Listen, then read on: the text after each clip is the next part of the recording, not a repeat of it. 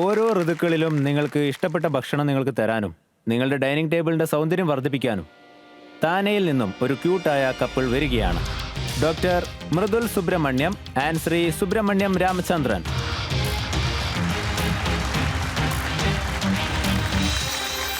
നമസ്തേ.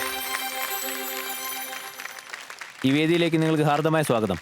ഒട്ടും പേടിക്കാതെ, ഒട്ടും തന്നെ നെർവസ് ആവാതെ നിങ്ങൾ ധൈര്യമായിട്ട് നിങ്ങളുടെ പ്രൊഡക്റ്റിനെ പറ്റി പറഞ്ഞോളൂ. Good luck. Thank you. നമസ്കാരം ഇൻവെസ്റ്റേഴ്സ്. എന്റെ പേര് ആർ സുബ്രഹ്മണ്യം എന്നാ. നമസ്കാരം, ഞാനാണ് ഡോക്ടർ മൃദു സുബ്രഹ്മണ്യം. ടൈറ്റൻസ്, ഇതുപോലെ എത്ര പ്രാവശ്യം സംഭവിച്ചിട്ടുണ്ടാവും? അതായത് നിങ്ങൾ ട്രാവൽ ചെയ്യാണ്, പക്ഷെ നിങ്ങൾക്ക് വീട്ടിലെ ഭക്ഷണം കഴിക്കാനുള്ള ക്രേവിംഗ് ഉണ്ടാവുന്നു. അപ്പൊ ഇതുപോലെ എത്രയധികം ഇന്ത്യൻ സ്റ്റുഡൻസ് പുറത്ത് പഠിക്കുന്നുണ്ടാവും ഇതുപോലത്തെ ഇന്ത്യൻ സ്വാദിനെ മിസ് ചെയ്യുന്നവര്. അതുപോലെ തന്നെ വെക്കേഷന് പോകുമ്പോൾ വെജിറ്റേറിയൻ ഫുഡുകൾ കിട്ടാത്ത എത്രയധികം കപ്പിൾസ് ആണ് നമുക്കിടയിലുള്ളത്. അതുപോലെ തന്നെ ഫുഡ് ആപ്പുകളെ മാത്രം ഡിപ്പെൻഡ് ചെയ്യുന്ന എത്ര വർക്കിംഗ് കപ്പിൾസ് ആണ് നമുക്കിടയിലുള്ളത്. ഇവരുടെ എല്ലാം സൊല്യൂഷനാണ് freeze fusion foods. Freeze fusion foods ഒരു മോഡേൺ ഇ കോമേഴ്സ് പ്ലാറ്റ്ഫോം ആണ്. ഇവിടെ നിങ്ങൾക്ക് ലഭിക്കുന്നത് ഫ്രീസ് ഫ്രൈഡ് ഫ്രൂട്ട്സ് ആണ്. ഇതിൽ നിങ്ങൾക്ക് ready to cook meals, fruits, വെജിറ്റബിൾസും പിന്നെ സ്പൈസസും. ഇതൊന്നും പ്രിസർവേറ്റീവ്സ് ഇല്ലാതെയാണ് അതിന്റെ നാച്ചുറൽ ടേസ്റ്റിനോടൊപ്പം. എന്ന് വെച്ചാൽ ഫ്രിഡ്ജിന്റെ ഡിപ്പെൻഡൻസി കഴിഞ്ഞു. ഞങ്ങളുടെ ഈസി ടു കുക്ക് മീൽസ് വളരെ സിമ്പിൾ ആണ്. നിങ്ങൾ പൗച്ച് തുറന്ന് ചൂടുവെള്ളം ഒഴിച്ച് 6 നിന്ന് 7 നിമിഷം അടച്ചു വെക്കണം. അങ്ങനെ തയ്യാറാകുന്നു ചൂടോടു കൂടിയ വീട്ടിലുണ്ടാക്കുന്ന ആഹാരം. എന്റെ ഡിജിറ്റൽ അഡ്വർടൈസിംഗും FMCG ബാക്ക്ഗ്രൗണ്ടും ഒരു എഡ്ജ് തരുന്നുണ്ട്. നമ്മുടെ എല്ലാ പ്രോഡക്ട്സും ലാബ് ടെസ്റ്റഡ് ആണ്, നല്ല ഹൈജീനും ഉണ്ട്, നോ പ്രിസർവേറ്റീവ്സ്, പിന്നെ ക്വാളിറ്റിയിലാണെങ്കിൽ യാതൊരു കോംപ്രമൈസും ഇല്ല. അപ്പൊ ഇൻവെസ്റ്റേഴ്സ്, നിങ്ങൾ ഞങ്ങൾക്ക് നിങ്ങളുടെ വിലയേറിയ ഗൈഡൻസ്, സമയം, പിന്നെ ഞങ്ങളിൽ വിശ്വാസം അർപ്പിക്കുവോ? അങ്ങനെ വരുമ്പോൾ ഞങ്ങൾക്ക് ഞങ്ങളുടെ ഫ്രീസ് ഫ്യൂഷൻ ഫുഡ്സിനെ എല്ലാ കിച്ചന്റെയും ഒരു ട്രസ്റ്റഡ് ബ്രാൻഡ് ആക്കി മാറ്റാൻ സാധിക്കും. സത്യം പറഞ്ഞാൽ നിങ്ങളുടെ ഈ പ്രോഡക്റ്റ് എന്നെ പോലെയുള്ള ആളുകൾക്കാണ് ആവശ്യം. കാരണം എനിക്ക് ഈ പാചകം ചെയ്യാനൊന്നും അറിയില്ല. ട്രൈ ചെയ്തപ്പോഴൊക്കെ അത് വളരെ മോശമായിട്ടാണ് കലാശിച്ചത്. പിന്നെ ട്രാവൽ ചെയ്യുമ്പോൾ ഒരു പ്രോബ്ലം ഉണ്ടാവുമെന്ന് പറഞ്ഞില്ലേ എന്നെ പോലെയുള്ള വെജിറ്റേറിയൻസിന്. അതായത് ഞങ്ങളെപ്പോലുള്ളവർ ഒരുപാട് സ്ഥലങ്ങളിൽ പോകുന്ന സമയത്ത് അവിടെ വെജിറ്റേറിയൻ ഫുഡ് കിട്ടാറില്ല. സോ ഞങ്ങൾ കിട്ടുന്നത് വെച്ച് അഡ്ജസ്റ്റ് ചെയ്യേണ്ടതായിട്ട് വരാറുണ്ട്. സോ ഇതിന്റെ ഒരു റേഞ്ച് എന്താണ്? ഞങ്ങളുടെ കയ്യിൽ മീൽസിന്റെ കാറ്റഗറിയിൽ ഒരു 13 ഡിഫറെന്റ് ടൈപ്സ് ഓഫ് മീൽസ് ഉണ്ട്. പിന്നെ ഫ്രൂട്ട്സിൽ 30 ഡിഫറെന്റ് ടൈപ്സ് ഓഫ് ഫ്രൂട്ട്സ് ഉണ്ട്. പിന്നെ വെജിറ്റബിൾസും സ്പൈസസും B2B ആണ്. അത് ക്ലയന്റ് ഓർഡേഴ്സിനെ ഡിപ്പെൻഡ് ചെയ്തിരിക്കും. സോ ഇതെങ്ങനെയാണ് ഉണ്ടാക്കുന്നതെന്ന് കൂടി നമുക്ക് നോക്കാം. പാവ്ഭാജിയും മൂങ്ഡാൽ ഹൽവയും ഇപ്പൊ തരാൻ സാധിക്കും. പ്രത്യേകം നിങ്ങൾ കുക്ക് ചെയ്യണോ? ഒഫീഷ്യലി ഞാൻ കുക്ക് ചെയ്യുകയാണെന്ന് പറയാം. ഇന്ന് ഞാൻ ഉണ്ടാക്കുന്ന ഹൽവ നിങ്ങൾ കഴിച്ചു നോക്കണം. ഇത് കണ്ടില്ലേ, ഇതെല്ലാം പൗഡർ ഫോമിലാണ്. പിന്നെ ഇത് നൈട്രോജൻ ഫ്ലഷിംഗ് ഉപയോഗിച്ചാണ് പാക്ക് ചെയ്യുന്നത്. പിന്നെ ഇതിനകത്ത് ഓക്സിജൻ അബ്സോർബർ ഉണ്ട്, so that the food doesn't get spoiled. ഇതിന്റെ shelf life without opening 12 months ആണ്.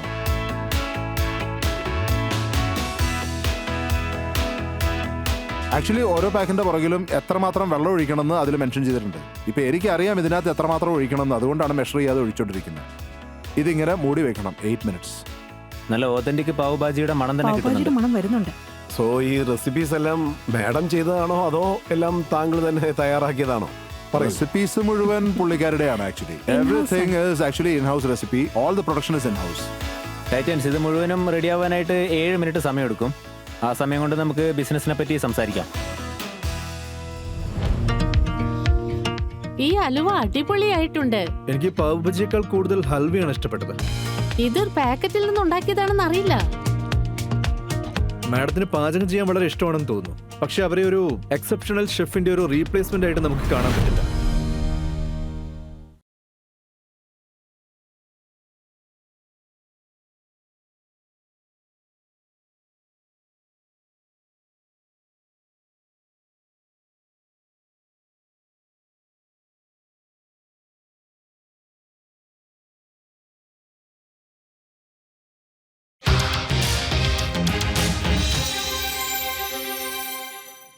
ഇത് ഹൊറേക്കയുടെ റേഞ്ചാണ്. ഹൊറേക്കയുടെ റേഞ്ചിൽ ഒരു ഷെഫ് ഉണ്ടായിരിക്കേണ്ടത് വളരെ അത്യാവശ്യമാണ്. കറക്റ്റ്. മാഡത്തിന് പാചകം ചെയ്യാൻ വളരെ ഇഷ്ടമായിരിക്കും, പക്ഷേ അവരെ ഒരു എക്സെപ്ഷണൽ ഷെഫിന്റെ റീപ്ലേസ്മെന്റ് ആയിട്ട് നമുക്ക് കാണാൻ സാധിക്കില്ല. സോ നിങ്ങളുടെ പ്രൊഡക്റ്റ് റേഞ്ചിൽ ഏതൊക്കെ ഷെഫുകളാണ് നിങ്ങളോടൊപ്പം കൈകോർത്തിരിക്കുന്നത്? റൈറ്റ് നൗ ഞങ്ങളോടൊപ്പം 3 5-star ഷെഫ്സ് പ്രവർത്തിക്കുന്നുണ്ട്. അവരവരുടെ കിച്ചൺ ഞങ്ങൾക്ക് തരുന്നുണ്ട്. ഞങ്ങളുടെ റെസിപ്പിയും അവരുടെ ടീമും ഒരുമിച്ച് ചേർന്നാണ് ഇത് ഉണ്ടാക്കുന്നത്.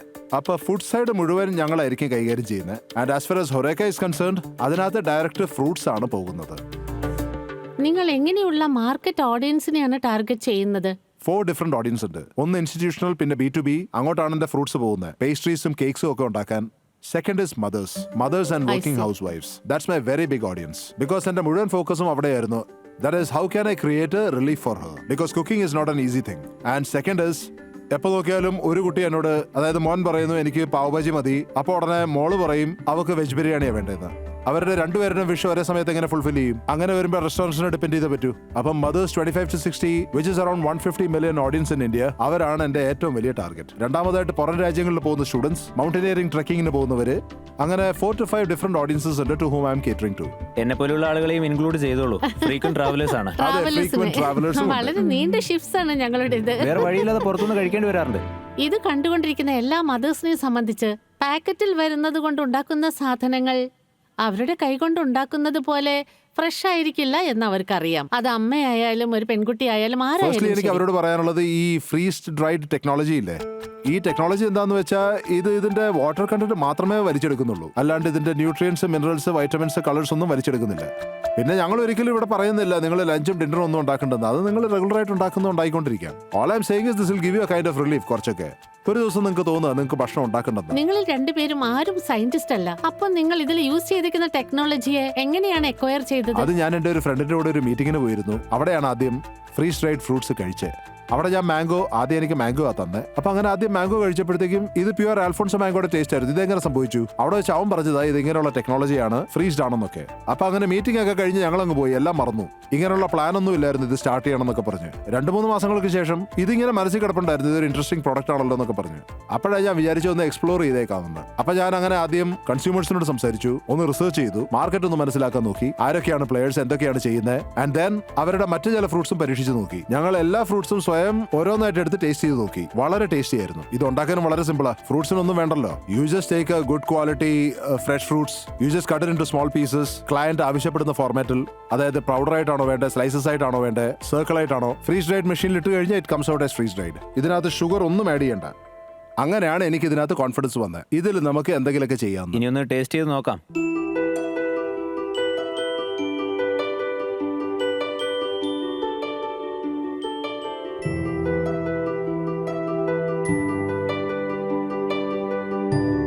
ഞാനുണ്ടാക്കിയ പാവബജി എങ്ങനെയുണ്ട്?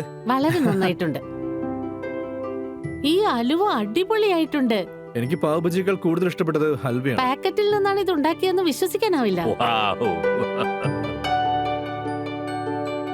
സോ ഞാൻ ഈ പ്രോഡക്റ്റ് ഒന്ന് കഴിച്ചു നോക്കി. ഇത് വളരെ ടേസ്റ്റി ആയിട്ടുണ്ട്. എനിക്ക് ഡിഷസിനേക്കാൾ ഫ്രൂട്ട്സിന്റെ ടേസ്റ്റാണ് ഇഷ്ടം. ഈ ബിസിനസ്സിൽ നിങ്ങളുടെ മോട്ട് എന്താണ്? Unique product offering from A recipe perspective. രണ്ടാമത് ആസറ്റ് ലൈറ്റ് ആണ്.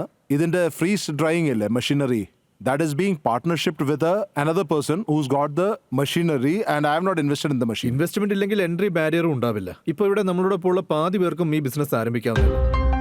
ഒരു ബ്രാൻഡിങ്ങും പാക്കേജിങ്ങും വെച്ച്. അതായത് എനിക്ക് തോന്നുന്നത് എന്താണെന്ന് വെച്ചാൽ, നിങ്ങൾക്കുള്ള ഒരേ ഒരു മോട്ട് എന്താണെന്ന് വെച്ചാൽ, നിങ്ങളുടെ ബാക്ക്ഗ്രൗണ്ട് നോക്കുന്ന സമയത്ത് നിങ്ങളുടെ ജോബ്സ് നോക്കുമ്പോൾ സപ്ലൈ ചെയിൻ മാനേജ്മെന്റ് ഒരു മോട്ട് ആയിരിക്കും. That is one of the mode. Like I said, machinery is a big word because in Bombay there are only 2 machines that are available. ബാക്കി എല്ലാ ലാർജ് മെഷീൻസും ചെറിയ കപ്പാസിറ്റിക്ക് ഒരുപാടുണ്ട്.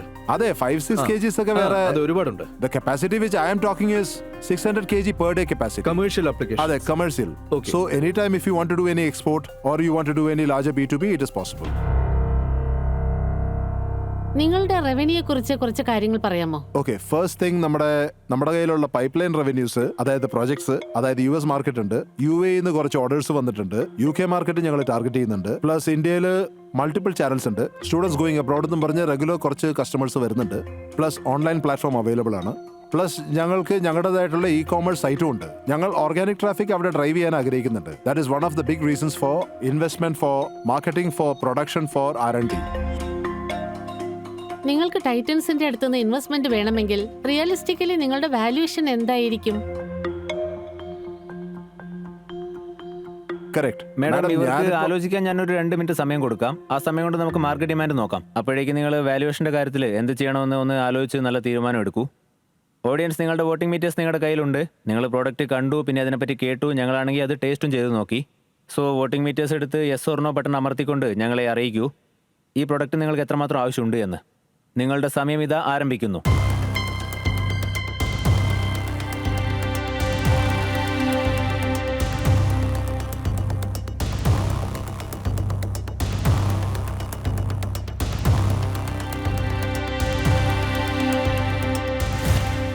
43% ഓഡിയൻസിന് ഈ ഒരു പ്രൊഡക്റ്റ് വളരെ ആവശ്യമാണ് എന്ന് തോന്നുന്നു. ബാക്കിയുള്ളവർ അമ്മ ഉണ്ടാക്കുന്ന ഫുഡാണ് കഴിക്കാറെന്ന് തോന്നുന്നു, അല്ലെങ്കിൽ അവർ തന്നെ പാചകം ചെയ്യാറുണ്ടാവും. സുബ്രഹ്മണ്യൻ സാർ, നിങ്ങൾക്ക് ടൈറ്റൻസിൽ നിന്ന് എന്താണ് വേണ്ടതെന്ന് ഒരു തവണ കൂടി പറയൂ. എന്റെ ആസ്ക് ആണ് 3 crores at 10% equity. എത്ര? ഞാൻ പറയാൻ ആഗ്രഹിക്കുന്നത് ഇതുവരെ എത്രയോ സ്റ്റാർട്ടപ്സ് ഇവിടെ വന്നിട്ടുണ്ട്. ചില കമ്പനീസിൽ IPOs ഇഷ്യൂ ചെയ്തിട്ടുണ്ട്. അവരുടെ റവന്യൂവിൽ 400 times ഞാൻ ഇതുവരെ കേട്ടിട്ട് പോലുമില്ല. സോ നിങ്ങൾ ഒരു എക്സ്പെക്ടേഷനോട് കൂടിയാണ് വന്നിരിക്കുന്നത്. നിങ്ങളുടെ പ്രൊജക്ഷൻ നിങ്ങൾ ഇത്ര നടക്കും അത്ര നടക്കും എന്നൊക്കെ പറയാം, പക്ഷെ കറണ്ടിലുള്ളത് മാത്രമേ നമുക്ക് സംസാരിക്കാൻ പറ്റൂ. പക്ഷെ കറണ്ടിൽ 10 ലക്ഷത്തിലധികം 400% നിങ്ങൾ വാല്യുവേഷൻ ചെയ്തിരിക്കുന്നു. നിങ്ങൾ അത് വീണ്ടും ഒന്ന് ആലോചിക്കണം. ഇതുകൊണ്ട് എനിക്ക് നിങ്ങൾക്ക് കൈതരാൻ പറ്റില്ല. Okay, thank you. ഞാൻ കരുതുന്നത് എന്താണെന്ന് വെച്ചാൽ നിങ്ങൾ പല സ്ഥലങ്ങളിലും ഫോക്കസ് ചെയ്യുന്നുണ്ട്. ഒരു പ്രാവശ്യം നിങ്ങൾ B2B ഫോക്കസ് ചെയ്യുന്നു, ഒരു സൈഡിൽ അമ്മയുടെ കൈപുണ്യം ഫോക്കസ് ചെയ്യുന്നു, പക്ഷേ എല്ലാം 10 ലക്ഷം രൂപ റവന്യൂവിനുള്ളിലാണ്. സോ എനിക്കെന്താ തോന്നുന്നതെന്ന് വെച്ചാൽ നിങ്ങളുടെ യാത്ര എങ്ങോട്ടാണ് എന്നുള്ളതിൽ നിങ്ങൾക്കൊരു ഫോക്കസ് ഇല്ല. സോ അതുകൊണ്ട് ഇപ്പോൾ നിങ്ങൾക്ക് കൈതരാൻ എനിക്ക് നിർവാഹമില്ല. Okay, Okay, thank thank you. എനിക്ക് തോന്നുന്നത് എന്താണെന്ന് വെച്ചാൽ നിങ്ങളുടെ ഐഡിയയിൽ ഒരല്പം സ്ട്രെങ്ത് ഉണ്ട്, പക്ഷെ അതിനൊരു ഡയറക്ഷൻ അത്യാവശ്യമാണ്. ഇതിൽ കൺവീനിയൻസ് ഉണ്ട്, ഇതിന്റെ ടേസ്റ്റും നന്നായിട്ടുണ്ട്. അത് വെച്ച് നിങ്ങൾ എങ്ങനെയുള്ള ഓഡിയൻസിനെയാണ് ഫേസ് ചെയ്യാൻ പോകുന്നത് എന്ന് തീരുമാനിക്കണം.